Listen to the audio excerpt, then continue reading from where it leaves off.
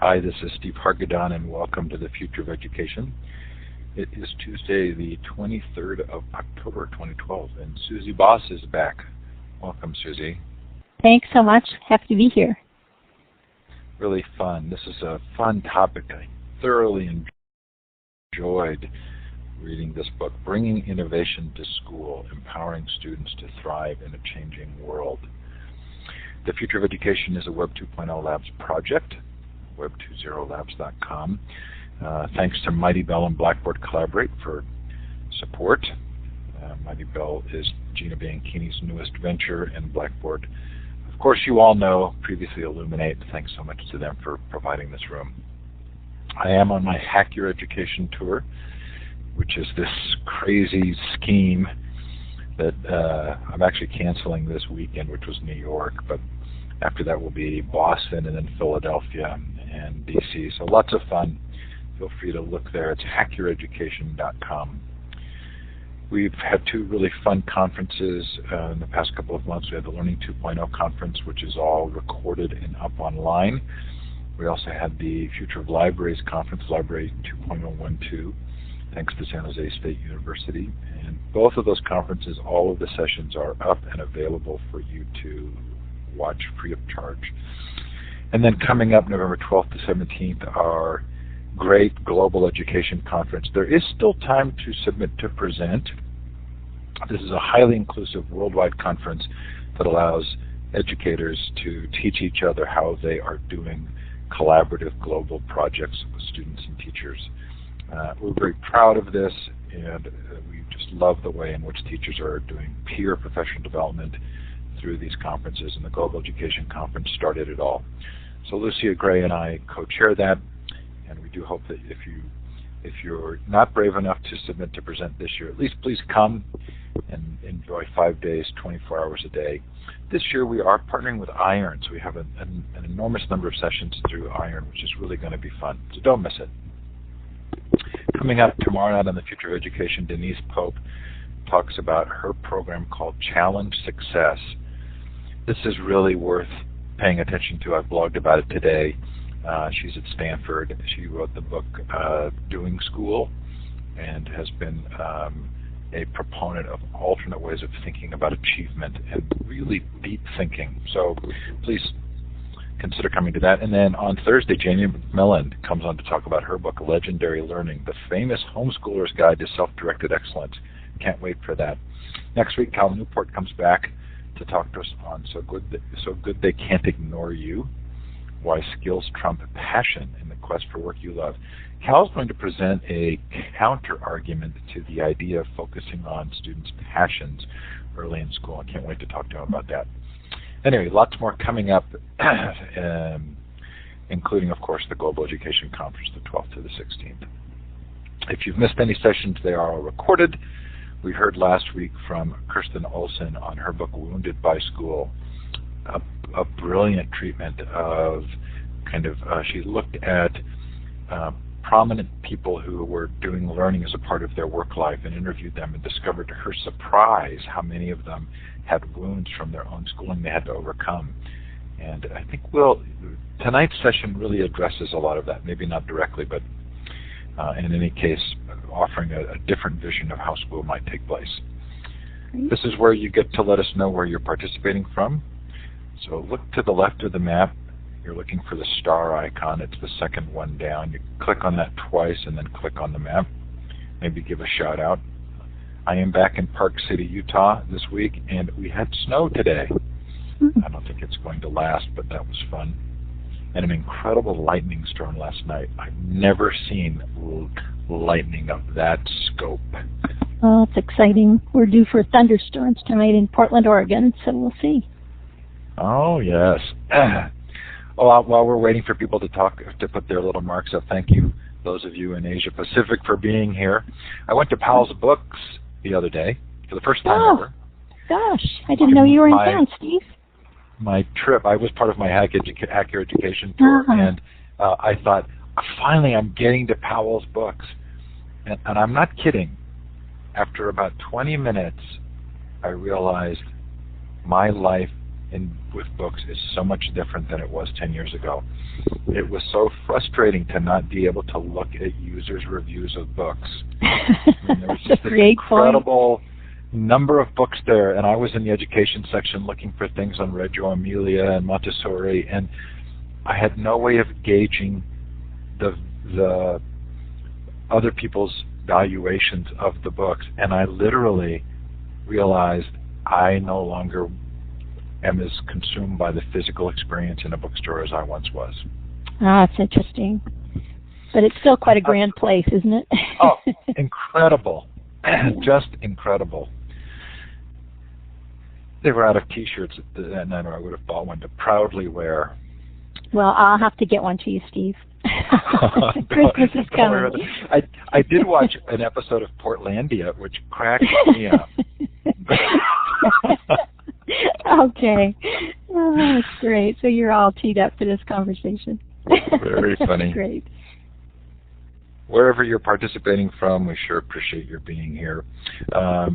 Gina Bianchini created a mighty Ning.com. A lot of people know Ning, educators know Ning, and her newest project is Mighty Bell. I am working for her as a consultant, so this is not an entirely as passionate or unrelated referral, but I created a Mighty Bell space for tonight's interview. Mighty Bell is a place where you can pull in links and documents and the like. It's sort of like a living syllabus, and I put some links in there. You can see the link on that page to go into the Mighty Bell session for tonight's interview. I think Susie's actually already joined, so there's I added a couple of things too. There. Awesome, good for you. Okay, so this the word innovation is just intriguing as it's beginning to be applied to education, and I'm ready to claim that you've hit on something brilliant here, and I want to explore a little and tell you why I think it's so brilliant. But tell us, what is innovation? What is creativity? How are the two related, and what kind of a role should they play in education? Oh, it's such a big and great question. And, without at all trying to pass the buck, I'm going to say right up front that one of the things I encourage schools to do, or communities of educators working together, is really define education for yourself, because I think it does mean different things in different contexts. And if you're going to, deliberately introduce students to thinking in an innovative way or becoming innovators, I think it's important to be clear what you mean, what you're actually talking about. And I guess for me, if I think of innovation and creativity, they're kind of close cousins, and yet there are some differences. Creativity tends to be more about, at least from my way of thinking, more about personal expression, connecting to culture, reflecting culture. Innovation is a little more practical. Kind of creates, it's a process that allows things to happen, creates kind of a new normal or a new way of thinking, new way of behaving, so that once an innovation has happened, you can see it in hindsight and you can think, oh, so that's what we were waiting for. How did we ever get along without this or without that? And I guess a quick way to think about it is, if you imagine the early painters on cave walls, I think that the art that we see that persists and that is so dramatic, that's coming from this kind of wellspring of creativity. But if you stop to think about who was figuring out how to get the color into the paints and how to create paints that last, that's innovation. And so for me, there it is, both kind of together. And once someone has figured out how to make paints that will last for years and years and hundreds of years, you have a new way of expressing yourself, for all time. And so that's the innovator at work. Well, what I realized as you described innovation and described innovators was that the word kind of serves as a bucket for a number of incredibly positive ways of thinking about teaching and learning. It's sort of thinking plus engagement plus entrepreneurship. And I've wondered if you've gotten any pushback on this idea. When you explain what you're talking about with innovation, does anybody say to you, well, that's all fine and good, but there's just core content that people need to learn? Sure. Of course. I think the reality of education, particularly public education as we know it in the U.S., which is what I think most of us in this audience are most familiar with, although we have some global listeners as well. We live and breathe the standards and accountability.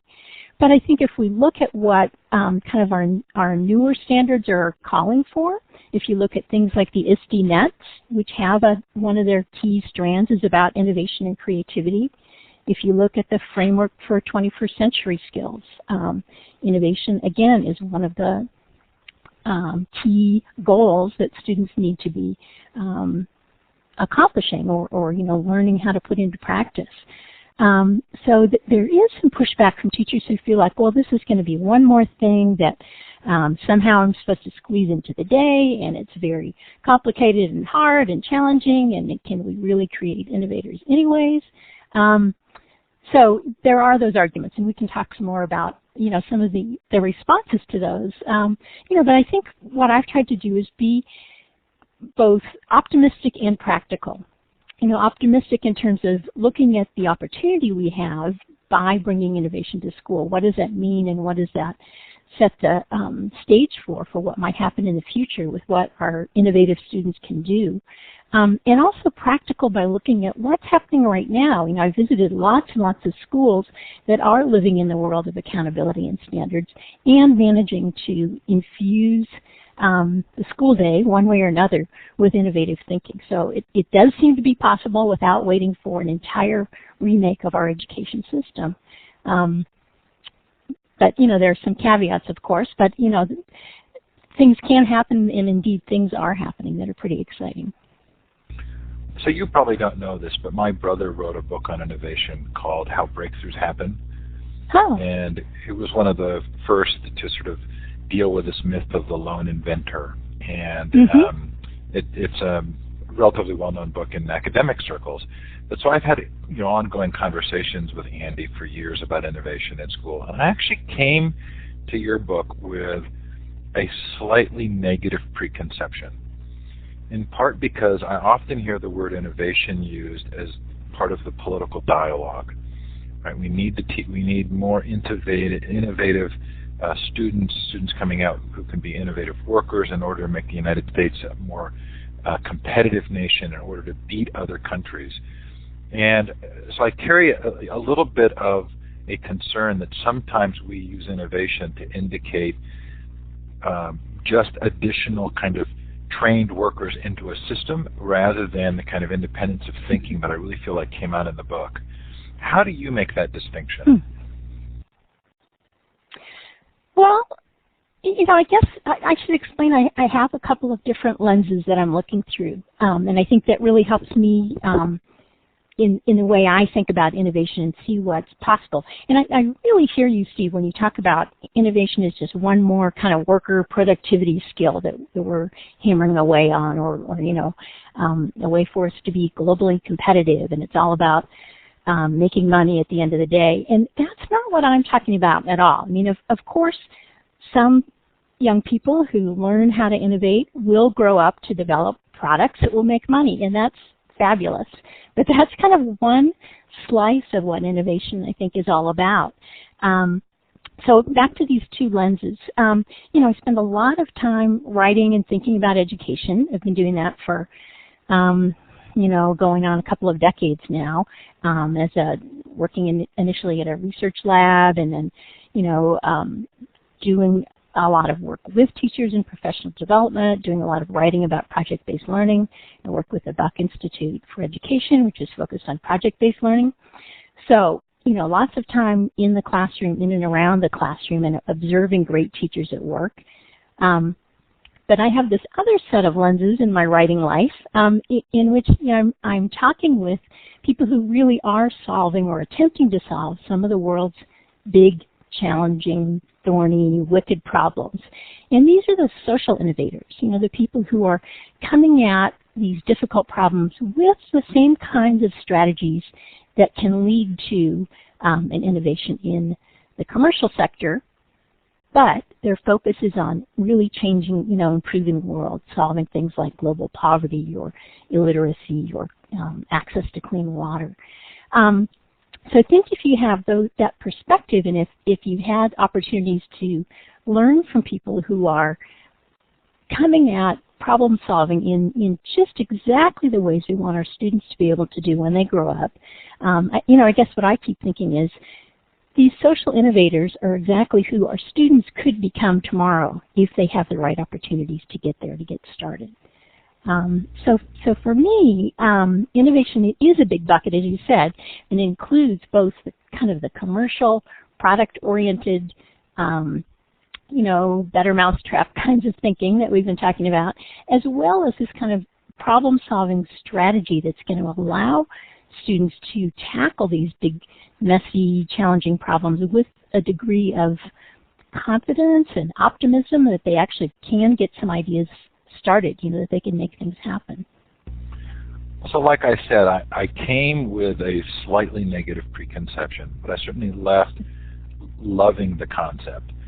In part because, well, for me, what was interesting was, and I can tell you the moment in the book when I really shifted gears, and it was the beanbag toss to chicken coop to farmer's market project. Yeah. Because what I realized was, okay, what you're calling innovation, and rightly so, is actually my sort of highest ideal of how we would think about learning. Mm-hmm. And the word innovation has such currency right now and credibility that it feels as though it's this moment of opportunity to focus on innovation in ways that help us to get to the kinds of learning experiences that we would hope that all children would have. Is that not doing justice to the newness of the idea? Am I not being fair to you if I kind of make a connection between how you're describing innovation and some of my sort of previous ideals of how schooling would be? No, I'm flattered with your summary, Steve, and I'm thrilled that you kind of made that shift in your own thinking. And if you want me to talk a little bit about the example that you shared, I think it's a good one that shows you kind of how accessible some of these strategies are. You were describing just a brilliant educator named Emily Pillaton with Project H Design. So I actually introduced the book with her because a lot of what I talk about connects to this whole interesting approach that's known as design thinking, or using the strategies that designers use to come at problems and come out with solutions. They're very doable on the other side. She introduced the processes of thinking about design and thinking about problem solving the way designers do, and that's her academic background in the world of design. In a very rural setting in North Carolina, and she wanted students to think about how can we actually improve our community? What can we do? And she wanted them to think about the built environment. What can we make? Even though innovation sometimes is about processes, different ways of doing things, she wanted them to think about what could we build, because she wanted them to have a tangible artifact that was going to be there in their community as a symbol of kind of what they had done together, and that would be used, not just a monument to innovation, but something that was going to really be there to change their community and that everybody would see and interact with. And they wound up kind of creating a whole new pavilion for a farmer's market in a community that didn't have access to produce, even though it was a rural area where people were involved in agriculture. There was not a local trading place for produce. So that's where students, that's the kind of the end of the year, what they wound up making. But on the way there, they had to learn how to design and build things. And these were skills that they just did not have, right down to how do you measure things with a ruler. These were high school students who, she pointed out, hadn't had an opportunity to think about designing things, being people who draw and who imagine ideas and go from the mind's eye to paper to something creative. They hadn't had a chance to do that in years because they'd been in kind of a traditional learning environment that didn't give them much room to mess around with ideas like that. And so they had to start way back with something simple, which was this kind of beanbag toss game that you were describing, and the next step after they were successful with that was to design chicken coops. Very, great, right-sized problem for them to tackle because they were in a community that had been through a devastating flood. People needed to kind of rebuild their homes and their whole home environments. So creating and building chicken coops that they could give away would allow people to kind of grow some food for themselves, but let them put their design chops to work. And these are the craziest looking chicken coops you have ever seen. I've seen a museum exhibit of them, and they're just wild looking. But eventually, through that process, they learned a tremendous amount about how to come at a problem, how to find out what's going to work, how to talk to people about, what's practical, what do they really need, what's the real problem that we're focusing on here. And eventually, end of the year, they get to the farmers market pavilion, which is just, gorgeous. And eventually, the mayor gives them the key to the city in a wonderful grand opening ceremony. So, a very nice ending to that story. So I feel like I'm pitching an Apple product using superlatives, but to me there's real brilliance there. And I think in part because one of the questions I'd love to ask at a workshop is, what's something that you love to do that required learning that was outside of formal education? And I asked it this last week in Canada, and a fellow answered that it's curling. And so I asked them, how did you learn the art of curling? I mean, it's a sport, and it's highly social. It's peers working with each other to teach. It's iteration and failure. It's looking for instruction and figuring things out. And what I really loved about your description there and throughout the book is that this so matches kind of how we naturally learn versus kind of our narratives around education. Absolutely. It's how we naturally learn, and it's how we want to learn. I mean, I think in these different scenarios that I described, the students really want to learn something. They have this kind of powerful need to figure things out. And it's not that they're being told, you must learn, these skills and then pass this test. It's that, no, we really need to figure things out so that we can solve this problem that we're so interested in and we're so kind of committed to solving. I agree with you completely that it's an exciting way to learn. I just recently had the chance to hear John Seely Brown talk for the first time. I've been a big fan of his writing for a long time, but I'd never heard him speak before. And he was talking about the same thing that you were, Steve. It wasn't curling in this case, but he was using examples of kind of extreme learners, and they were skateboarders and surfers. And his point was, here's this guy with a background of running the Xerox PARC Center and a very fancy computer science thinker. But when he thinks about really accomplished learners, he's studying skateboarders and surfers to find out how do they learn from each other and literally falling down and getting back up again on the path to learning. And that made me very excited, first of all, because it was just such a great contrast, for this kind of erudite, smart person to be talking about learning from skateboarders and surfers, and also because he was doing one of those things that I think innovative thinkers use a lot, and that's he was kind of thinking in metaphors as he was describing the whole learning process.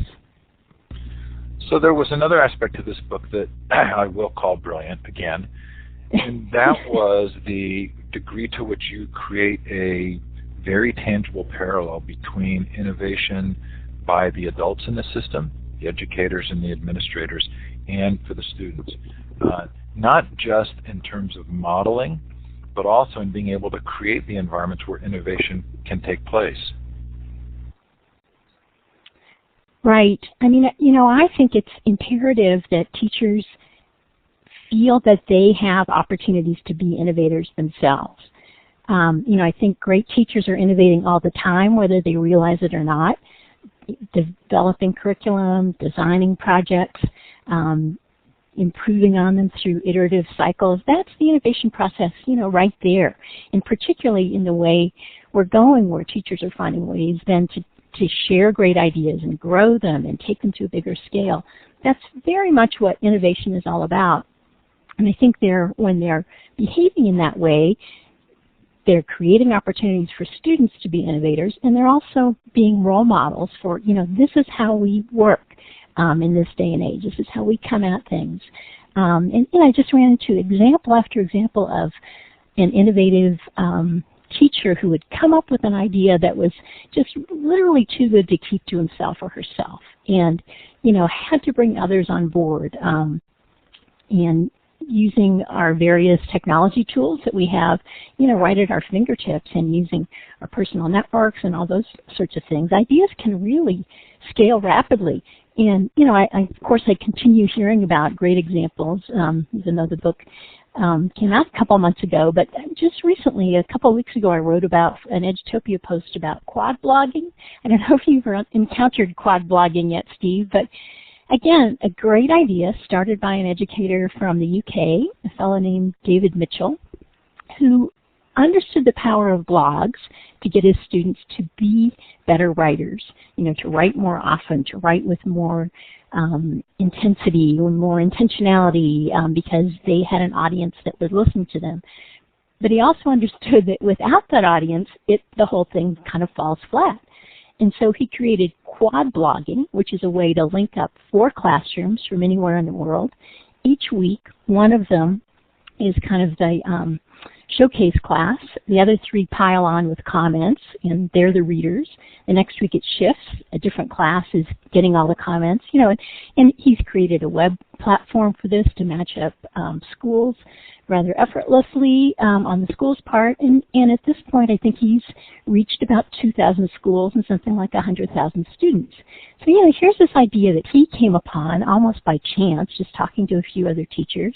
It worked so well, he thought, again, too good to keep to myself, and the more schools we get involved here, the more the audience is going to grow, and we can mix and match in different ways. And I think this kind of thing is entirely possible. We see it happen again and again, and can be really inspiring then for your students to see that, look, my own teacher understands what innovation is and how to make things happen, and kind of how to make learning very exciting. So I was trying to emphasize that role of the teacher as innovator, and not just someone who talks about innovation, but actually engages in it. What I love about that Quadblogging is it's not just a great idea, but it's a great name. Isn't it? And he's British too, so of course he has a wonderful way to say it that I can't quite emulate, but it's catchy, it has kind of an instant brand, self-explanatory, all those things. It's just lots of things were aligning there.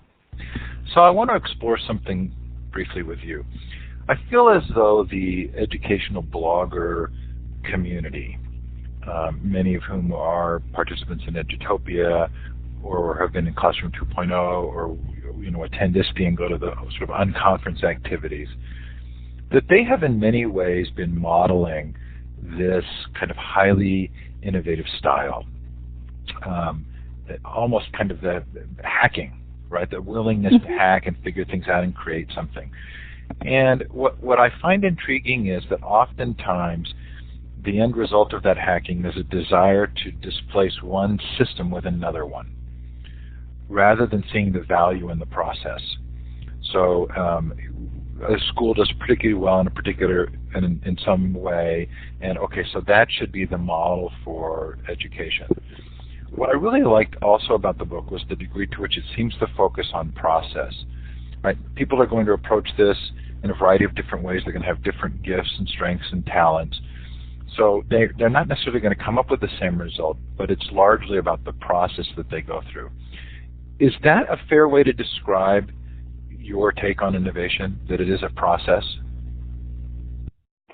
I think so. I mean, obviously we can look at, the end results of innovation. We can see innovative things or innovative ideas, innovative products. But I think what allows them to happen and what allows them to become accessible really is this process. And it's particularly when we're thinking about our students and how they're getting ready for the world ahead of them.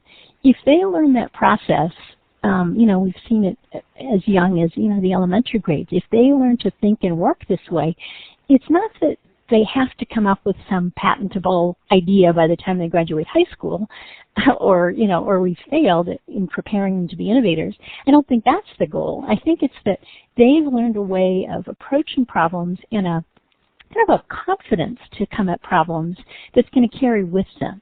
And I think the same thing is true of teachers who have opportunities or really take hold of these opportunities that you're describing to kind of hack education, to come at it with some new strategies, to not kind of wait for a whole new system to be invented out of whole cloth, but to go ahead and make some things happen now. And, again, I think we see innovative people are those who don't just think about things but actually do them.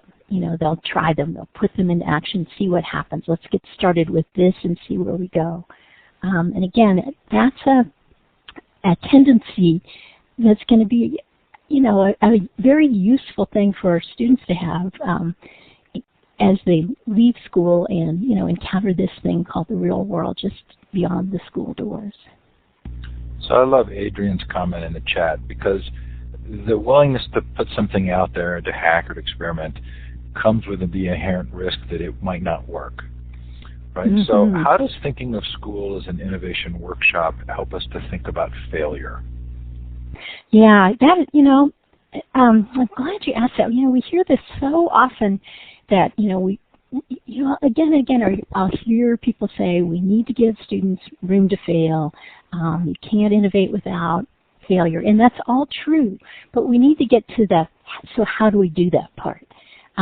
Otherwise, it starts to sound like one of those kind of grand goals that we'll never quite accomplish. So I really wanted to dig into this. How do you learn from failure? It's such a key idea. And again, in the work that I've done interviewing innovators out, in the world beyond school, they fail as quickly as they can, because the idea is we want to find out what doesn't work, keep the part that does work, and then move right along as fast as we can to, improvements. But get the mistakes out of the way as quick as you can. I think Facebook has a motto, move fast, break stuff. And it's that idea that, coders know that you want to get the bugs out, get them out of the way as fast as you can and get things working. But how do you do this in a school setting where kids are used to grades? There's a fear of the big F grade. It's just the worst. And I think some of the ways I've seen this work, one example that I offer is a teacher from Science Leadership Academy, one of my favorite schools in Philadelphia. And he's an engineering teacher, and on the very first thing he does with his students who are, have never had an engineering class before, they're new to high school, they're new to this topic, they might have an engineer in their family, so maybe they have a little bit of an idea of what engineers do, but it's a little bit mystical to them, on the first day. And he challenges them to build something out of paper products. And, there are certain specifications it's supposed to meet, and, it's basically a small wind-powered turbine, but out of, office products. And he doesn't tell them how to do it. He doesn't tell them how big it should be. He doesn't tell them where the paper products are, where the office products are. He just says, this is your task, and asks them not to go to Google to look for ideas, because he really wants to see what they can come up with. And it takes a while for them to even get out of their seats and start looking for materials to work with, but pretty soon they start messing around, which is exactly what he wants to happen. And the next thing he does is make one himself, again with some office products that are sitting around the classroom, and then he brings out a fan and says, well, let's see if these things work. Let's start with mine. And, he turns the fan on, gives it a test, and of course falls right over. And he's modeling exactly what he wants his students to do, which is, well, that didn't work very well. I wonder why. I wonder what I could change or strengthen. None of this, of course, is graded. It's very, the atmosphere is relaxed. It's okay to laugh, if your windmill falls over, because you're going to get opportunities to try again. And not just try again, but learn from what didn't work this time, put it to use the next time around. And I think this time in a project an ungraded window of time where you're getting a lot of formative assessment. You're getting that feedback on what worked, what didn't work, what can I do next, feedback, from yourself, from your peers, from your teacher, from your own testing and analysis and prototyping, all of that. If you have opportunities to do that before anything is ever assessed for, how does this measure up on a scale, a rubric or a scoring guide or anything like that, I think you've created a different situation than what a lot of kids have ever experienced before. And if they have that experience over and over again, they start to understand what it means to learn from failure. But we have to actually construct that and remind them. I was just talking to a teacher last week who was doing a project with their students where they were improving on the design of a solar solar oven that was used in places like Haiti, very low resource places, so it's going to be used for heating water and for cooking. And, she had to remind students, you're going to have lots of opportunities to work on this that are not going to be graded. And when they're new to this, when they're freshmen, they kind of need a bit of a sales job on this. They don't quite believe it at first. But I think if you create that opportunity and really mean it and give kids the opportunity to see how powerful that is to learn from what doesn't work, then they, again, that becomes kind of a way of thinking and a way of working that will stick with them. There's a great story in the book, and I can't remember who it was, but maybe it was the Environmental Schools Project. What's that called? The Cool Schools Challenge? Cool Schools Challenge, where the guy who had the idea and then was talking to his wife at this spot, where they'd stop their mountain bikes. But yes, Mike Town, right. Yeah, I think at some point he says something like, I'm not smart enough. And this is where I think there's this overlap with Kirsten's book, Wounded by School, because I think a lot of times school leaves people believing that they are not the smart ones, that they're not smart enough. And those of us who spend time carrying and feeding ideas and trying things out know that there's a little bit of a habit, I'll use Angela Meyer's word, there's a habitude of allowing yourself to not succeed. Okay, that didn't work, so now I'm going to move on. And it felt very much like the examples you described there provide an opportunity to not feel as though, okay, if I make one mistake, I'm now a failure. Right. I mean, it's so quick to, we label ourselves so quickly. We do it to ourselves. School does that to us. If we fail over and over again, we definitely get labeled.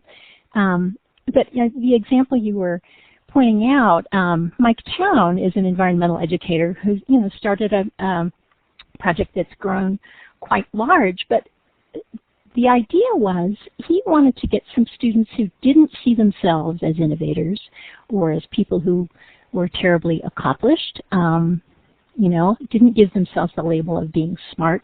He wanted them to have opportunities to be successful and to really be in a leadership situation. And he created these teams within a school where students on the team would do an energy audit of the entire school building. Hence the name Cool School Challenge, because the idea was to reduce the school's carbon footprint and suggest very practical, doable, measurable things, either changes of behavior or changes in the mechanics of the building itself. But the students doing the auditing and doing the recommendations weren't necessarily the kids who had been the bright, shining science kids all along.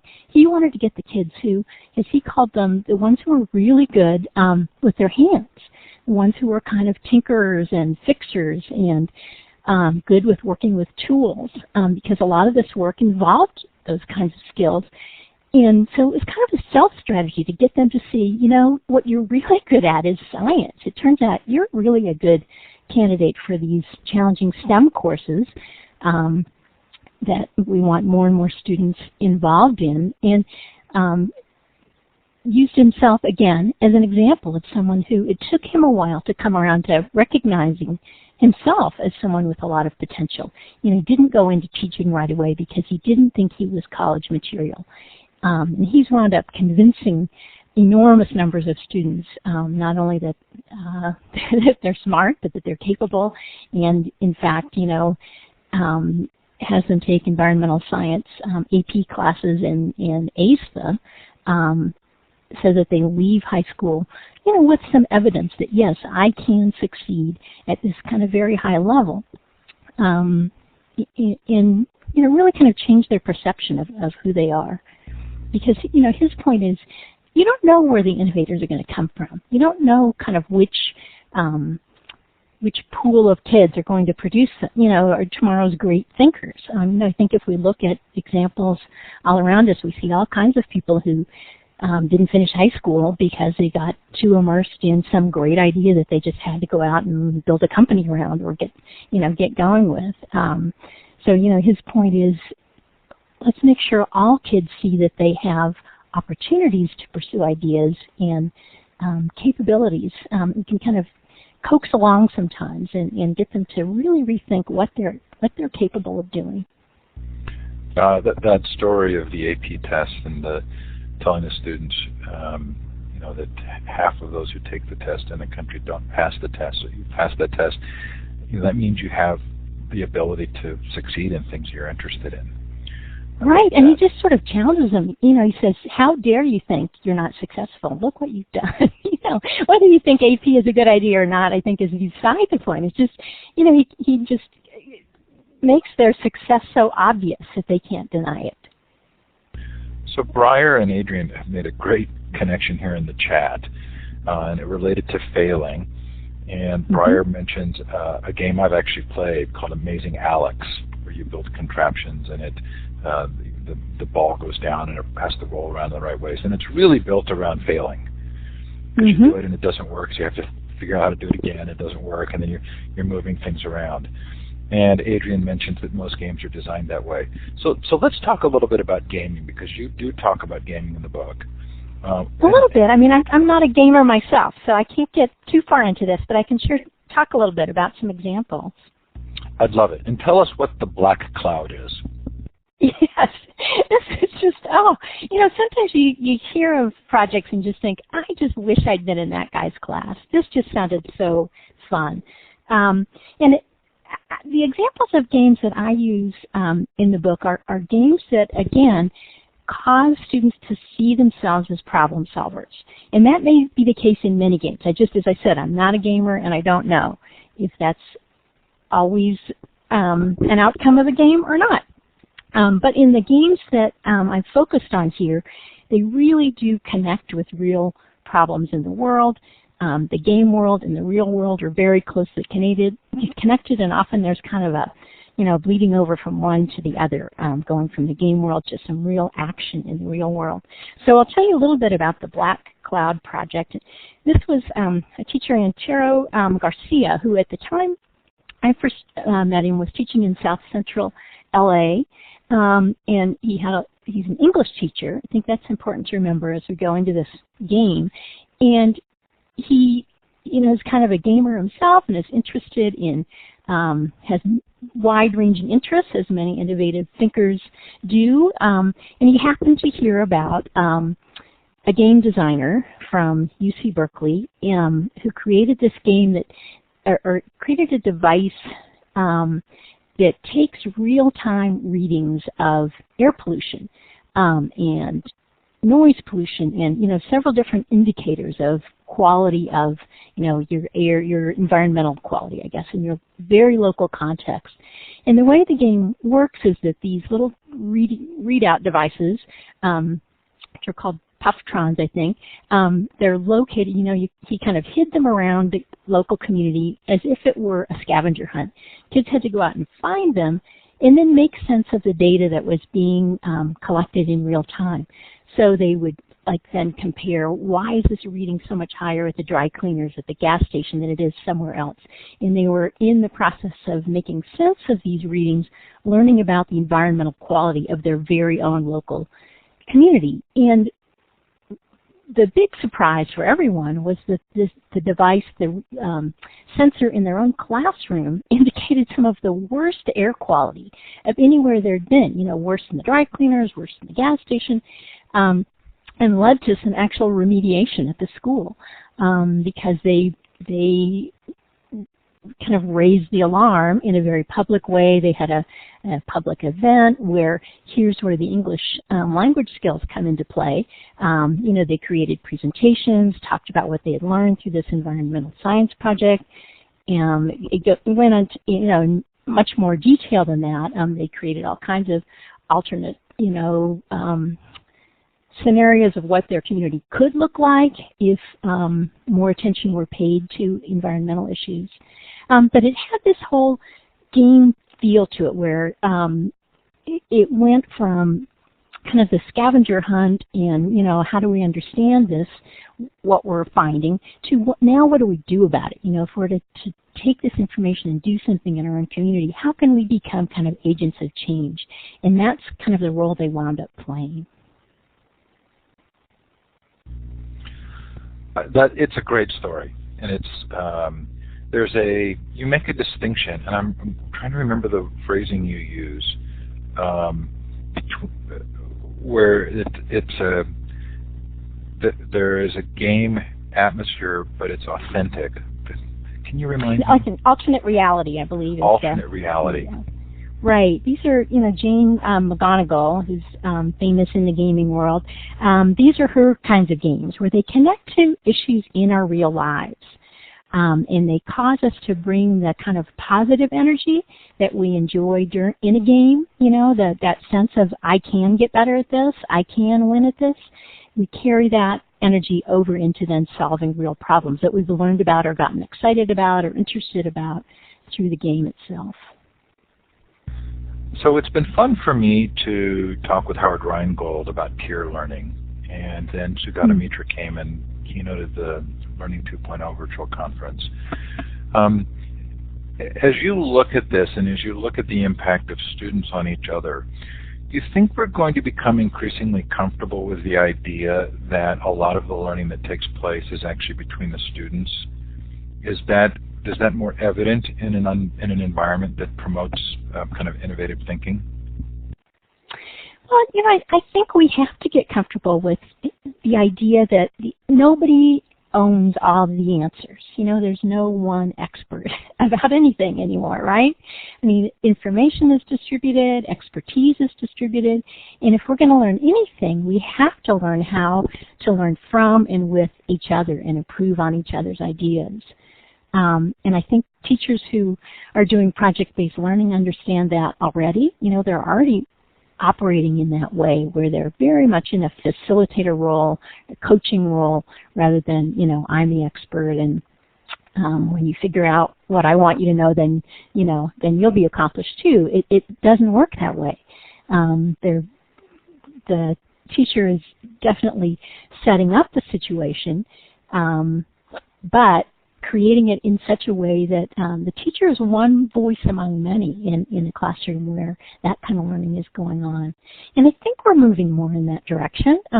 Certainly, and again, I have a bias because I'm always looking for great examples of project-based learning and projects where kids are really taking the lead on their own learning.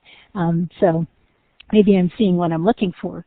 But it feels like, once you've seen kids learning this way, it's pretty hard to imagine going back. And it's really hard to imagine for the students, once they've experienced this and had the kind of power of very much a peer-to-peer learning situation, it's pretty tough for them then to go on to a more traditional kind of sit and be passive mode because they know otherwise. They've kind of had a different experience. It also felt to me like there was a fairly consistent secondary story of the students being involved in seeding the ideas, that there was a significant role for the students in each of the stories. Was that just my perception, or do you feel the same way? No, I think it's key. We talk a lot about the need for student voice in learning, and particularly in project-based learning. But I think in these examples where sometimes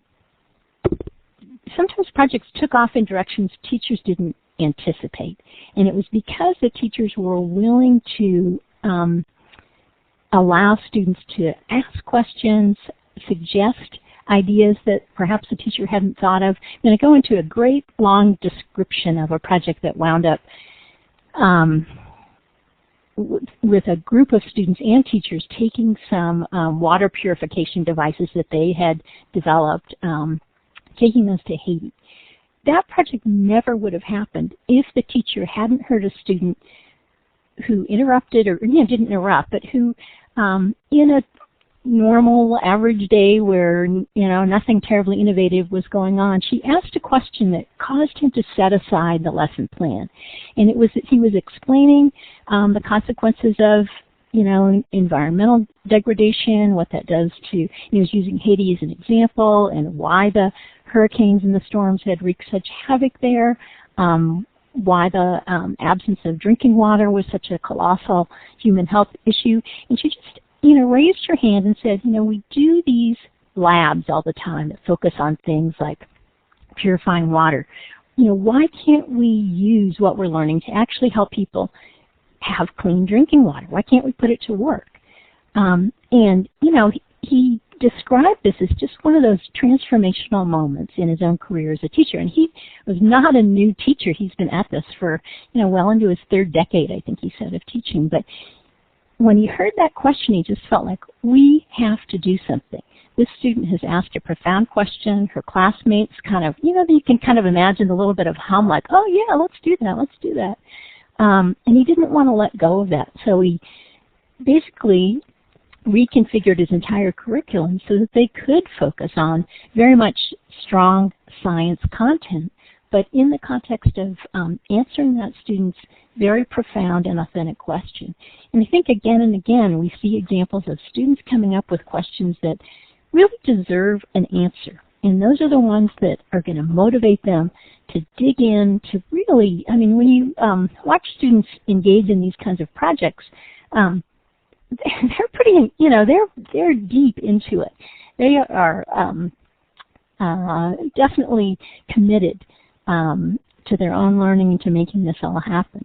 And I think that comes from that student voice, a teacher who's willing to listen, a teacher who's willing to say, well, I'm not quite sure how, but we're going to work together and figure this out and make it happen. So if you haven't read the book, there's the ending to this story that involves cholera that you have to read. So we're just going to leave that. Oh, gosh. There. Go buy the book and then read that story. Thanks. One of my favorite statistics or pieces of information that came out of the PISA exams and the studies that relate specifically to Finland was that Finland scores at the highest levels in so many areas, but in one area they score very low, and that's classroom control. And I've thought about this a lot because the description is that it takes longer for the teachers to bring the classes into control in Finland than it does in most other countries. Well, you can interpret that in another way, right? That's energy, passion, interest, liveliness. So these are things that we normally consider disruptive, but your description of the book would indicate that these are also signs of things working well. Right, and again, it's one of those balancing acts. You don't want your classroom to feel like total chaos, the Wild West, no one's accountable to anyone for anything, anything goes. That's not going to be a classroom that's going to work in most contexts. But if the teachers in Finland,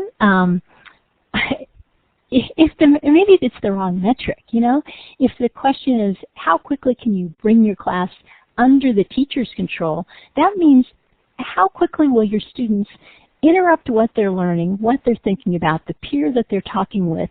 How quickly will they be kind of snapped to? Is that really what we want to measure in time? That's a little bit worrisome, don't you think? I'm with you. That's why I love that piece of information. Okay, so we've got about 5 minutes left for Q&A. I've got a couple of other questions I'll ask if nobody asks anything, but this has really been delightful so far, Suzie, and we do I love your questions, Steve. As a courtesy, we do finish on time, so we are going to hold to the 5 minutes. But if you have a question for Suzie, please feel free to raise your virtual hand.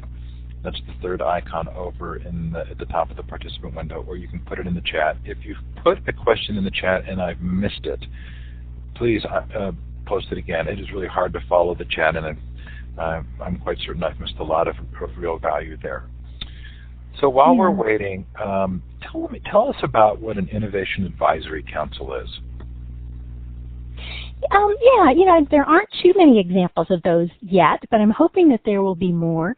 I mean, the idea is find people in your community who are invested and vested in innovation. They might be, business people who live and breathe innovation every day. They might be nonprofit leaders who are deep into understanding problems that your students might have an opportunity to address. They might be inventors. They might be people who are good at the social media side of innovation. And the idea is they can be a sounding board for you. There's a school that I describe, a school I visited quite a bit in Gwinnett County, Georgia. And it's an academy within a larger high school. The high school is called Lanier High School. And there's a teacher there, Mike Riley, who just has these wonderful relationships with his advisors. He has kind of a studio-style classroom where his students are doing things that relate very much to what's going on in the local economy, and it's about multimedia publishing and video and music production, digital gaming. Those are sort of the industries in the area, and people from those industries are his sounding board. And they come in regularly, talk with him about kind of trends they're seeing. They engage with students as experts and judges sometimes, or someone who, if students want to pitch an idea to someone and see how it goes over, how would this be received? They serve in that capacity. And I think this is a really great way to connect school and community around a very specific goal. And it also gives the volunteers on that board an opportunity to bring their skills and volunteer in a way that makes them feel like they're really contributing, that they have something to offer. Again, I just really love the way in which the word innovation sits at a cultural and historic moment where it has such positive connotation and would elicit such a positive response. So if you have here's a question. So Adrian wants to know, with the story about the teacher who listened to the student and took the learning into a different direction, I believe the teacher did more than just listen. I believe that they had a certain mastery of the material and what they were out to achieve. What do you see as the preconditions required to have all teachers behave like that teacher? Yeah, well, this is kind of a special teacher, I think, but I think we can learn from his example. One thing that he has is a really solid understanding of his content area. He's a science teacher, and he understands there are many different ways he can approach teaching and learning about science.